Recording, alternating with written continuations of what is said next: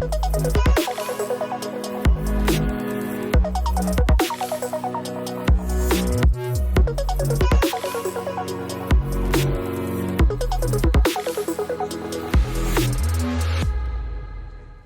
Malcolm, I'm pleased to see you again here.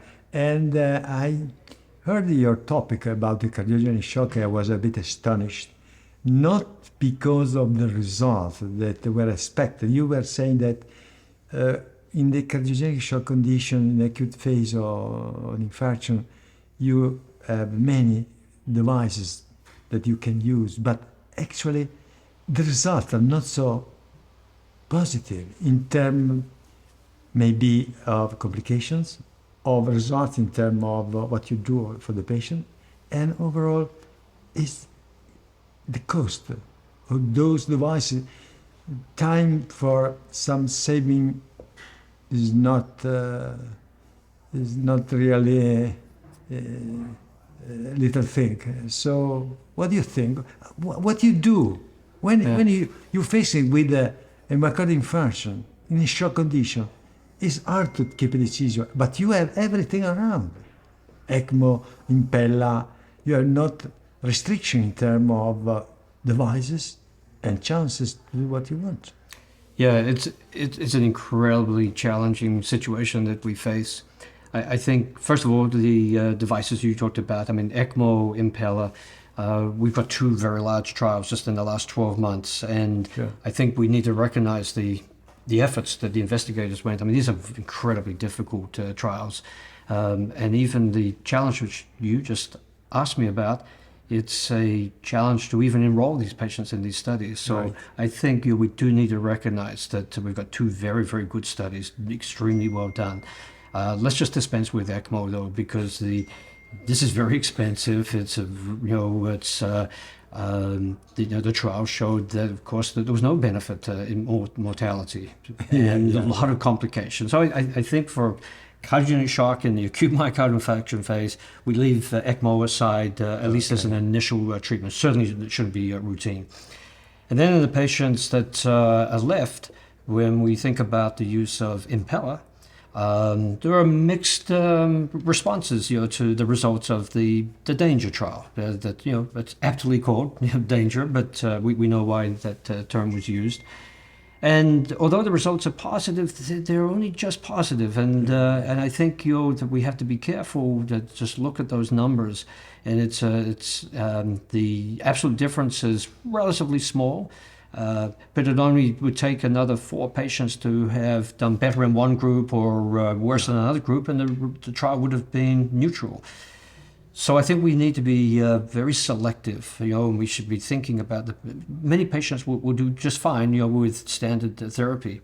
It's trying to identify the patient who's really going to benefit. I have a question. When you are strongly forced to put the Impella, you believe that in that case you have to do that. When? What is the case? I think the real question is, when should you not do it? Because the patient who comes, I mean, know that cardiogenic shock presents in so many phases. But the patient who's had an out of hospital cardiac arrest, is comatose, and maybe there was a delay in resuscitation. These are the patients that we know they're not going to do very well. And Impella, there's really no strong data to say this is a patient who's going to do well in Impella.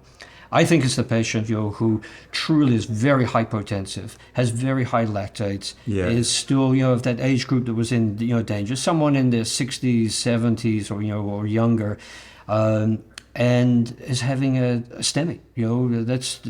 Let's be sure we define that these were STEMI patients, not non-STEMI patients. And if it's clear-cut cardiogenic shock, then those are the patients I think these are the ones that we should probably be thinking about using Impella. On the other hand, there are many other patients. Shock comes in many different colors, and I think to apply this to a much broader population, we have to be very careful. So I think in that patient who's borderline shock, I think the most important thing is get the artery open as quickly as possible. That's the number one priority. We can always fall back on Impella. We don't know the optimal timing, certainly from a randomized trial. So again, I think it comes down to patient selection. The other thing too is if you're in a hospital that is experienced in using impeller, I mean, the complications are not insignificant, and we know bleeding is associated with higher mortality. We get sepsis, we have vascular complications. So if we're going to put impeller in, it should be done in centers that are very skilled in this. You need good intensivists, you need backup cardiac surgeons, vascular surgeons. And of course, what we're really trying to do is affect recovery of the myocardium. And if not, then we're talking about maybe escalation to ECMO, but particularly a durable LVAD, for example, in a small population of patients. Sure. But recognize, even if we put impeller in these patients, the mortality is still going to be Close to 50%. Is a huge. So we have to be realistic in our expectations. One thing more. In Europe, in Italy, we always dealing with the elderly patients. That is the main topic. And in Minnesota, elderly, they are a lot. When it's arriving from the emergency room, elderly patient, a low cardiac output, sick patient, fragile, maybe that usually they, at that age they are not obese, but sometimes they are very deteriorated, poor muscular, poor lung function, renal function. That time, low cardiac output. What's your concern? What oh you my do? Goodness. Well, the older, it's the worst. Yes.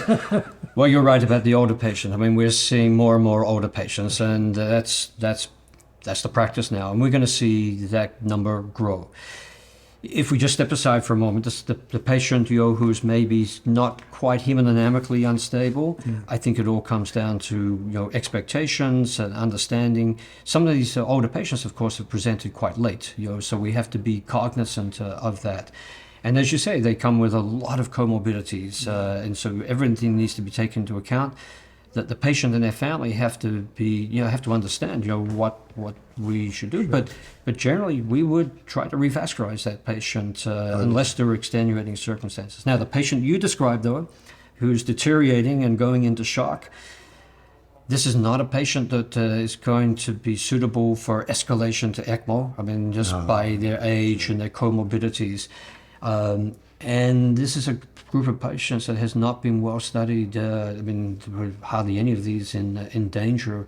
So we don't have a lot of evidence-based medicine to say that we're going to apply these very advanced therapies, because the complication rate is going to be higher. Right.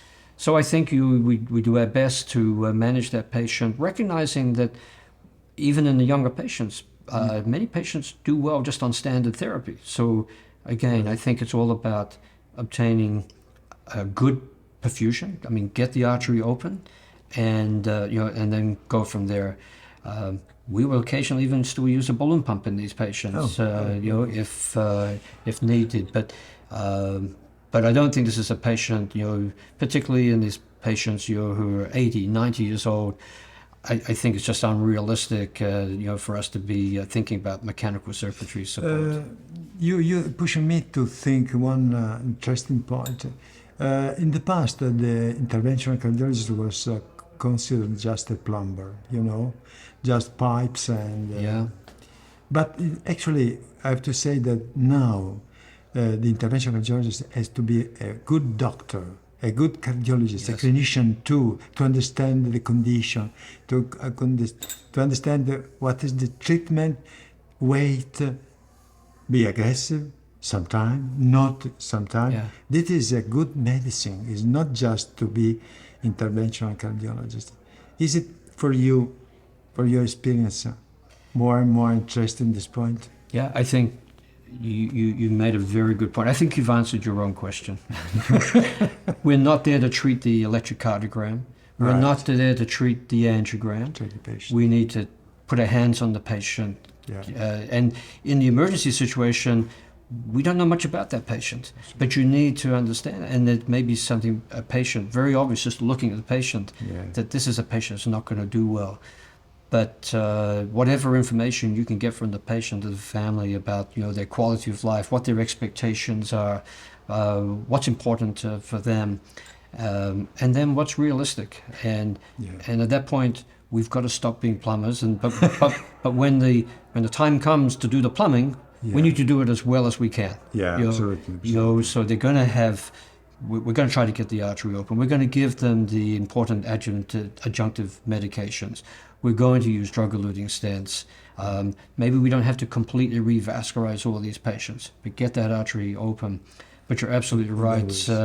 And I think that it's not a diagnosis that we're treating. It's a patient. And sometimes we just have to stand back and say, this is not going to end well.